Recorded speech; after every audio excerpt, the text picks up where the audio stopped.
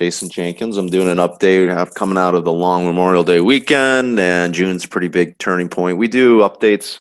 I'm going to hit on the majors, BTC and Ether quickly, and then I'll hit on 4 altcoins, Link, Ripple, Doge, and Cardano. So on the future side, pretty good intermediate term chop. And so I highlighted the range on BTC, the regression channel. But we've been better buyers. Kind of just when you get below 2,300, there's been good spots to add. And then as you get up here in front of Pi, which is 3,000, but there's this downward channel. So we just took some off here. The last move I made was in front of pretty much the high. We signaled sell. And this morning, we're just in the middle of that range. You can kind of see it. I drew it on Bitcoin.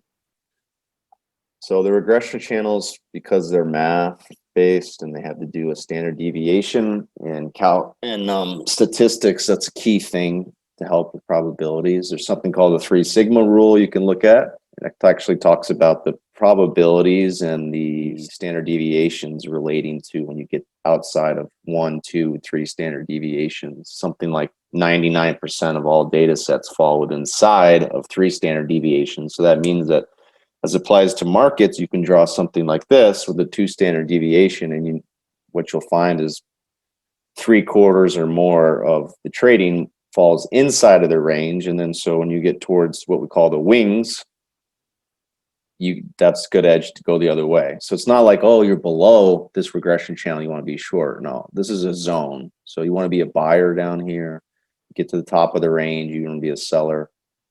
All right, so last week was a good example of that.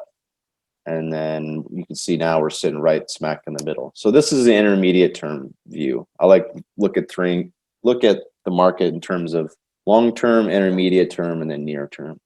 So near term would be the day trade stuff. You have different edges there. I mean, there's 15-minute here. The Pi line's done a pretty good job. But anyway, some of the high frequency guys, that's what they would be trading. Again, I don't really see that great of edges. I mean, we failed here at the 30-minute Pi.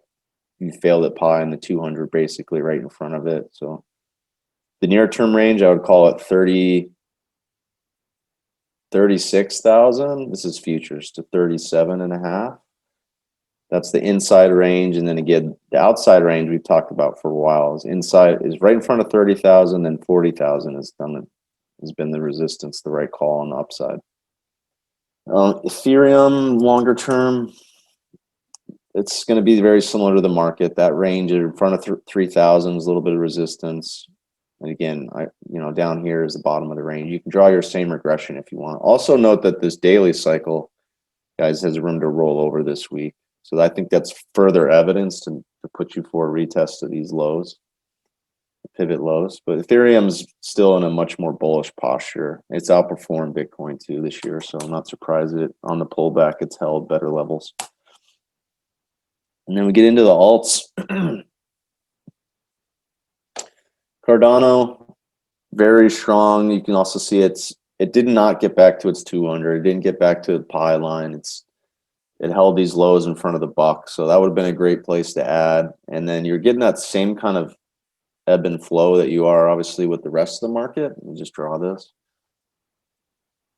So here's the lows, you bounce, make a lower high. Come back down, you bounce, lower high. Come back down, higher low, lower high. So you're getting this ebb and flow, right?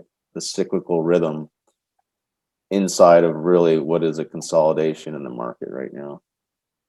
Is that going to resolve itself to the downside? Maybe. Is it going to resolve itself to the upside? Maybe.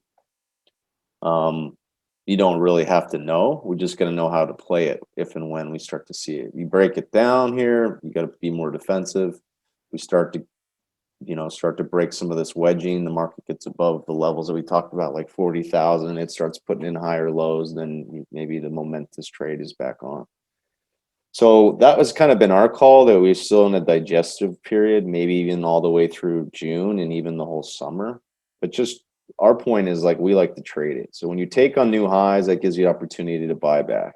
If you bought well, you got a chance to sell. And this is the difference between hodling and compounding your results. You're 20% move, 20% move, 20% move. So you keep a core long, but there's plenty of trading that you can do in the meantime to have some of that compound effect. And itch the trade, itch what it is that if you guys like to trade, I mean, there's plenty of moves in here to get involved. So that's what we like to do. Cardano, so still bullish, but let's hit on Doge. Quiet. This consolidation's is technically a little bit different. It's still bullish. It's just a quieter. You can see that it's wedging, it's consolidating, it's kind of coiling like a spring. Which is fine. This is healthy digestion, both in terms of time and in terms of price. All right. So watch these levels here. That would be a clear breakout. We actually call that a swing line setup on the longer term horizons. And then we'll watch the rest of the market.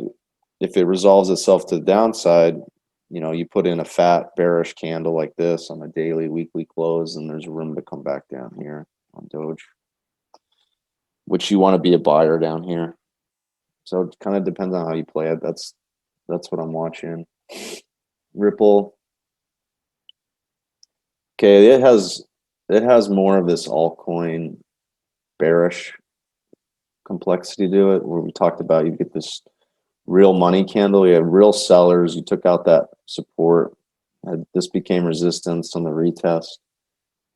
So now, as opposed to some of those other coins we just looked like that are still more bullish, making higher lows like this low and this low, now you're in a situation with Ripple where you're getting lower highs and you're starting to kind of roll this way. So XRP is definitely softer. The same applies though. This consolidation, I mean, you want to, you're a buyer here, those are good buys. You got a chance to sell in front of the bands here. But probably I would call this, I'd say this one's a little bit more neutral. I'm a little bit more agnostic. Link. Nice hole of pie. This is why we use it. Some traders think they're going to get bearish because you're below the 200, even though it's rising. That's the wrong thing to do. It's where you get trapped. You want to be a buyer back down here. So if you bought well near a pie, you made some sales at the bands, it's technically, I mean, doesn't get better than that. Buyer here, seller here. And now again, coming off these lows, you're kind of towards the top of the range where you want to be booking some lightening up, and you're not going to have any real momentum again until you start to clear this area. Hope that helps, guys. Have a great rest of your trading week.